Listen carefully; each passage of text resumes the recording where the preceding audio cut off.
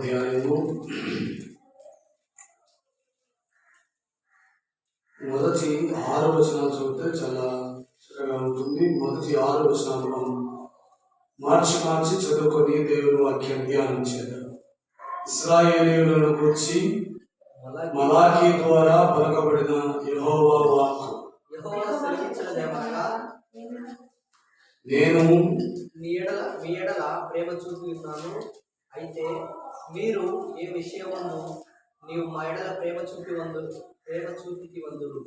ఏశావు యాకోబునకు అన్నకాడ, అయితే నేను యాకోబును ప్రేమించితిని.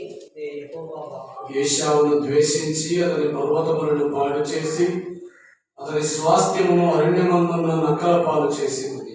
మనము నాశనమైతిమి, పాడైన మన స్థలములను మరలా కట్టుకుందాము రండని ఎదోమీయులు అనుకుందురు. అయితే సైన్యములకు అధిపతిగా యెహోవా సెలవిచ్చినదేమనగా, వారు కట్టుకున్నను, నేను వాటిని క్రింద పడద్రోయుదును.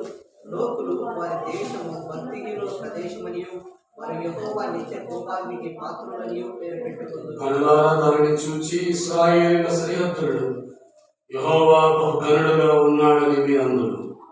కుమారుడు తన తండ్రిని కనపరచును కదా, దాసుడు తన యజమానుని కనపరచును కదా. నా నామమును నిర్లక్ష్యపెట్టు రాజకులారా, నేను తండ్రినైతే నాకు రావాల్సిన ఘనత ఏమాయను? చిన్న ప్రార్థన చేస్తాం. మహాపరిషత్తుడా దైవ తండ్రి, మీకు స్తోత్రం నాయన. చదవబడిన వాక్య భాగం బట్టి మిమ్మల్ని స్తుతిస్తున్నాం. చదవబడిన వాక్య భాగం ద్వారా మాతో మాట్లాడండి. వాక్యం మీది, మీరు వాక్యమై ఉన్న దేవుడు కనుక ఆయన నన్ను అందరినీ హెచ్చరించి మీ నామమునకు మహిమ తెచ్చుకోమని మా ప్రియ రక్షకుడు, మా ప్రాణ విమోచకుడు యేసు ప్రభువు శ్రేష్ఠ నామమున ప్రార్థించి వేడుకుంటున్నాము తండ్రి, ఆమేన్. పరిశుద్ధమైన దేవుని వాక్యంలో మనం చదువుకున్నటువంటి వాక్య భాగంలో మలాకీ గ్రంథంలో ఇశ్రాయేలు యాజకులతో తండ్రి అయిన దేవుడైన యెహోవా మాట్లాడుతున్నటువంటి సంభాషణను ఇప్పుడు మనం చదువుకున్నాం. ఇశ్రాయేలు వారితో తండ్రి అయిన దేవుడు వారితో మాట్లాడుతూ ఉండగా అనేక విషయాల్లో వారిని హెచ్చరించాడు. అనేక మార్లు ఇశ్రాయేలు ఏమన్నారంటే, మేము అబ్రహాము, ఇస్సాకు, యాకోబుల దేవుడు, యాకోబుల సంతానము, మేము వారి బిడ్డలము, వారి వారసులము అని గర్వంగా చెప్పుకునేటువంటి వారు.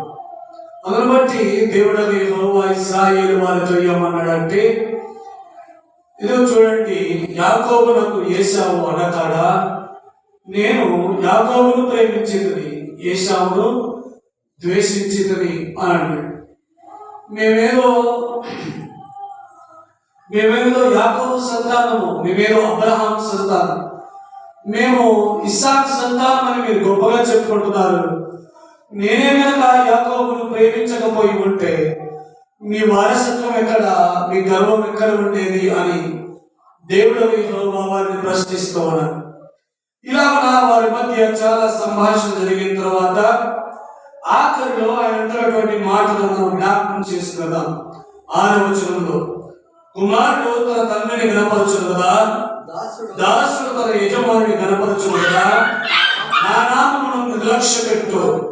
యాజకులారా, నేను తండ్రినైతే నాకు రావలసిన ఘనత ఏమాయను?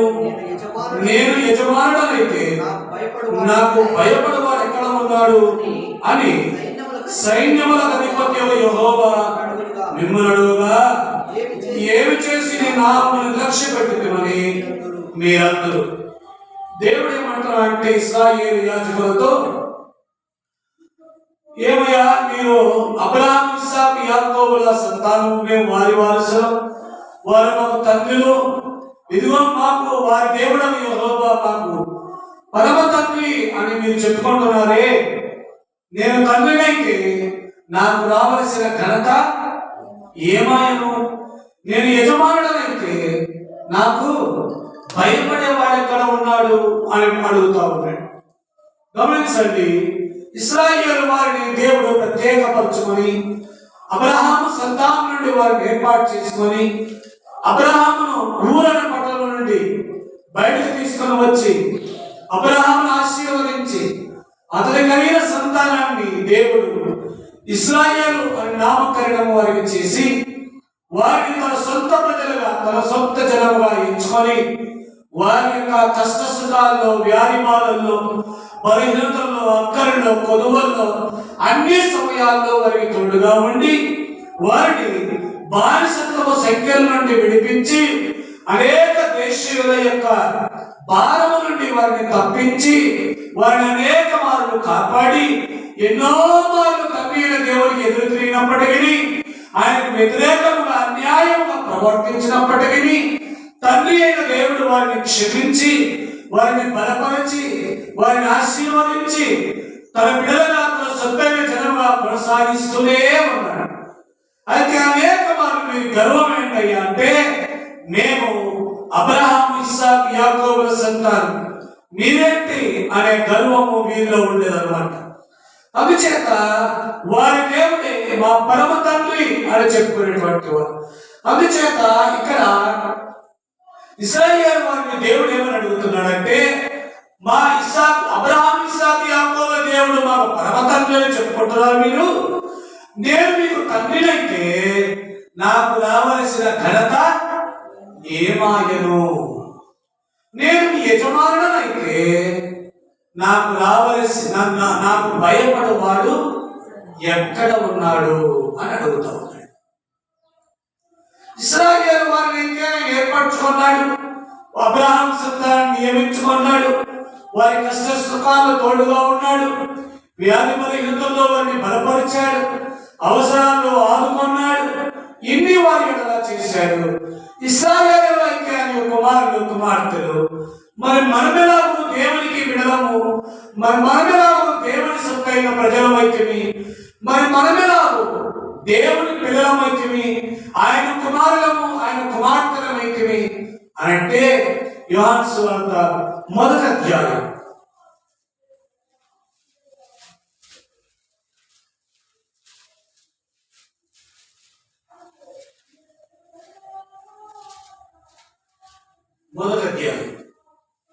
12వ వచనం. తన్ను ఎందరు అంగీకరించరు వారికందరికీ అనగా తన నామమునందు విశ్వాసముంచిన వారు దేవుని పిల్లలకు ఆయన అధికారము అనుగ్రహించారు. మనం ఎట్లా దేవుని పిల్లలు అవుతామంట? విశ్వాసము ద్వారా ఆయన విశ్వాసముంచుట ద్వారా. యేసు ప్రభువు పరలోకము నుండి నా పాపముల కొరకై ఈ లోకానికి దిగి వచ్చాడు. యేసు ప్రభువు నా పాపముల కొరకై శిలువ మరణమును పొందాడు.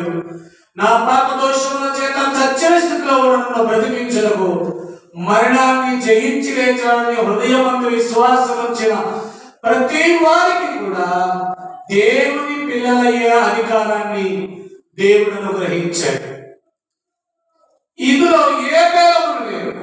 తన యందు విశ్వాసం ఉంచిన ప్రతి జనమునకు, తనను నమ్ముకున్న ప్రతి విశ్వాసి, ఇందులో ఏ విధమైనటువంటి వ్యత్యాసము గాని, ఏ విధమైన భేదాభిప్రాయము గాని, ఏ విధమైనటువంటి వెసులుబాటు కానీ లేనే లేదు. గమనించండి, ఆయన విశ్వాసం ఉంచిన వారందరికీ దేవుని పిల్లలయ్యే అధికారాన్ని అనుగ్రహించాడు. ఇప్పుడు మనము పరలోకపు దేవుని యొక్క పిల్లలమై ఉంటుంది. యేసుక్రీస్తు ప్రభువునందు విశ్వాసం ఉంచడం ద్వారా సర్వలోక సృష్టికర్త అయిన దేవునికి పిల్లలమైతుంది. ఇదిగో సర్వలోకమును ప్రేమించిన ప్రేమమూర్తి యొక్క దేవుని పిల్లలమైతుంది. సర్వలోక పాప ప్రక్షాళన కొరకై తానే స్వయంగా ఈ లోకానికి దిగి వచ్చి, శరీరధారి లోకానికి దిగి వచ్చి శిలువలో తన ప్రాణం పెట్టి మనల్ని రక్షించి మన కొరకై తన రక్తాన్ని తారబోసినటువంటి ఆ ప్రేమమూర్తి యొక్క దేవుని పిల్లలమైతుంది మనమందరం. ఇప్పుడు ఆయన పిల్లలమైన మనందరినీ కూడా ఇశ్రాయేలు వారిని ఎలాగో ఆయన అడిగాడు, ఇశ్రాయేలు వారులారా, ఇశ్రాయేలు యాజకులారా, నేను తండ్రినైతే నాకు రావలసిన ఘనత ఏమాయను? నేను యజమానుడైతే నాకు భయపడేవాడు ఎక్కడ ఉన్నాడు గమనించండి. ఈరోజు నిన్ను నన్ను ఈ ప్రశ్న దేవుడు అడిగితే మన దగ్గర సమాధానం ఉందా? మన దగ్గర ఈ ప్రశ్నకు సమాధానం ఉందా? నేను నన్ను తండ్రి అమ్మాని పిలుచు ప్రార్థనలు చేస్తా ఉన్నావు, యాచనలు చేస్తా ఉన్నావు, నా నామమున ప్రార్థన చేస్తా ఉన్నావు, మొరపెడుతూ ఉన్నావు. నేను తండ్రినైతే నాకు రావలసిన ఘనత ఏమయ్యాను? నేను నీ యజమానుడనైతే నాకు భయపడేవాడు ఎక్కడ ఉన్నాడని నిన్ను నన్ను మన ప్రభువు అడిగితే మన దగ్గర సమాధానం ఉందా? పరలోకము దేవుని పిల్లగుట ఎంతో భాగ్యము. అట్టి భాగ్యాన్ని కలుగజేసిన దేవుని అందరి భయభక్తులు నీవు నేను కలిగి ఉన్నామా? గమనించండి. అందుకే ఆయన దేవుని ఎంతో భయభక్తులు కలిగి ఉండాలి. ఆయనకు తగిన ఘనత, తగిన మహిమనిచ్చే వారముగా ఉండాలని ప్రభువు మన నుండి కోరుకుంటూ ఉన్నాడు. అందుచేతనే ఒక వ్యక్తి ఎవరైనా తన తండ్రిని కనపరచాలంటే, ఒక వ్యక్తి ఎవరైనా తన తండ్రిని హెచ్చించుతూ ఉన్నాడంటే తన తండ్రి యొక్క మాట వింటాడు. అవునా కాదా? తన తండ్రి మాట విన్నవాడు మాత్రమే తన తండ్రిని హెచ్చించాడు. తన తండ్రి మాట వినకుండా తన తండ్రికి అవిధేయుడై తన తండ్రి యొక్క మాటను ఎదిరించి ధిక్కరించి తన ఇష్టానుసారంగా జీవించేటువంటి వాడు తండ్రిని గనపరచువాడు కాడు. ఈ విషయాన్ని బాగా గమనించాలి. ఎందుకంటే ఒక వ్యక్తి మనకు అనేక మార్లు తెలిసినటువంటి వ్యక్తి సౌలు అనే ఒక రాజు. చూడండి, మొదటి సమూయేలు గ్రంథం 15వ అధ్యాయం.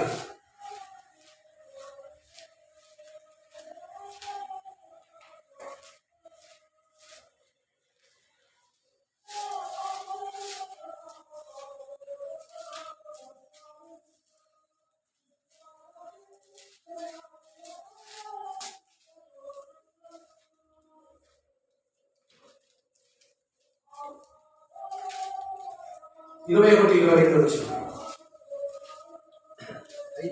అయితే గిల్గాలులో నీ దేవుడైన యెహోవాకు బలి అర్పించుటకై జనులు శపితములగు గొర్రెలలోను ఎడ్లలోను ముఖ్యమైన వాటిని తీసుకొని వచ్చారని సమూయేలుతో అన్నారు.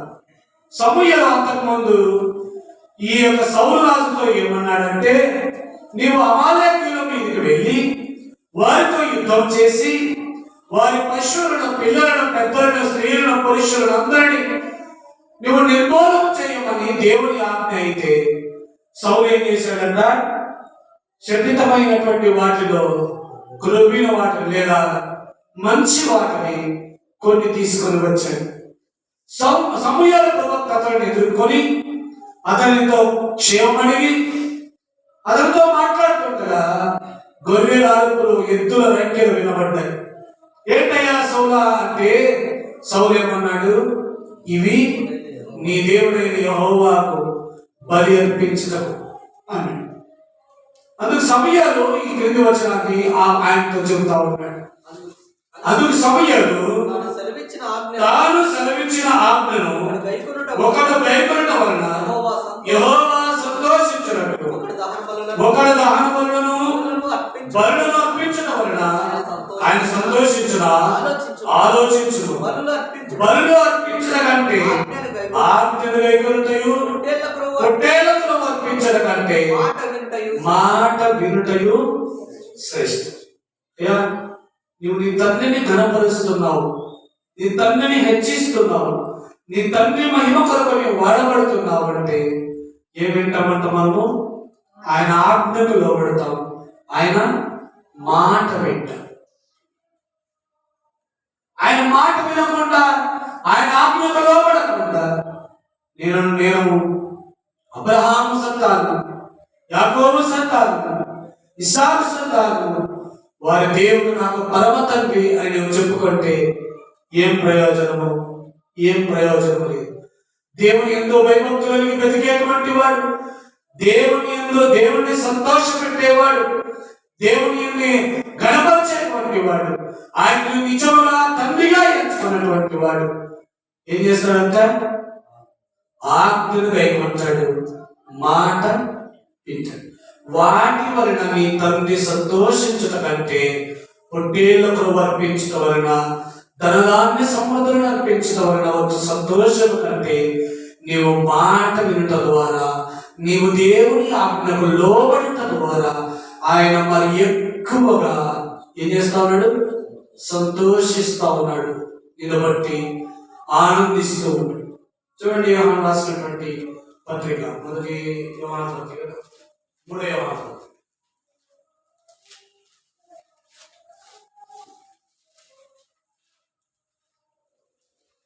యోహాను రాసిన 3వ పత్రిక 4వ వచనం. నా పిల్లలు సత్యమును అనుసరించి నడుచుకొనుచున్నారని వినుట కంటే నాకు ఎక్కువైన సంతోషము లేదు. ఎందుకంటే నా పిల్లలు సత్యమును అనుసరించి, సత్యములు ఎరిగి, సత్యము తెలుసుకొని, సత్యాన్ని గ్రహించి, సత్యాన్ని అనుసరించి నడుచుకొనుచున్నారు.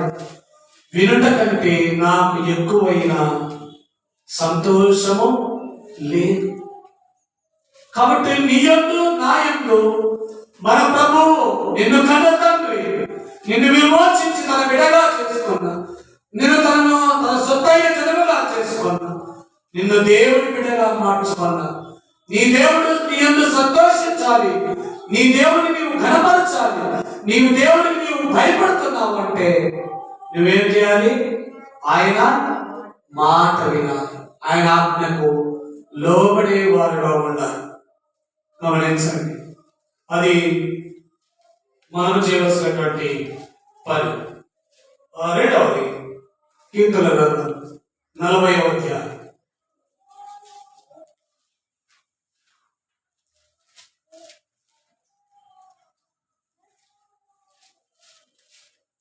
కీర్తన 40వ కీర్తన 8వ వచనం.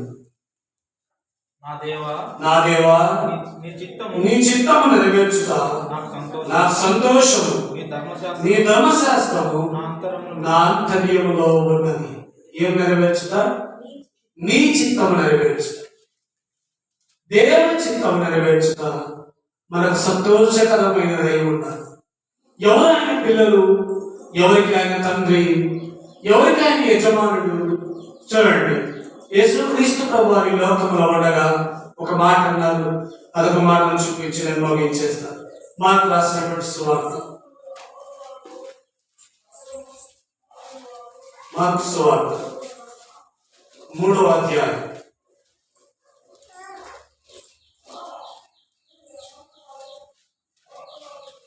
32 నుండి 35 వచనం. వారు ఇదిగో నీ తల్లియు నీ సహోదరుడు వెలుపల ఉండి నీ కోసం ఎదుగుచున్నారని ఆయనతో చెప్పగా, ఆయన నా తల్లి నా సహోదరుడు ఎవరిని తన చుట్టూ కూర్చున్న వారిని కలయ చూచి, ఇదిగో నా తల్లియు నా సహోదరుడు, దేవుని చిత్తము చొప్పున జరిగించువాడే నా సహోదరుడును, నా సహోదరియు, నా తండ్రియు, నా తల్లియునని. ఎవరైనా సహోదరుడు అంట, ఎవరైనా పిల్లలంట, ఎవరైనా తండ్రి, ఎవరైనా తల్లి అనగా నా తండ్రి చిత్తమును నెరవేర్చువాడి, నా తండ్రి చిత్తము నెరవేర్చువాడు,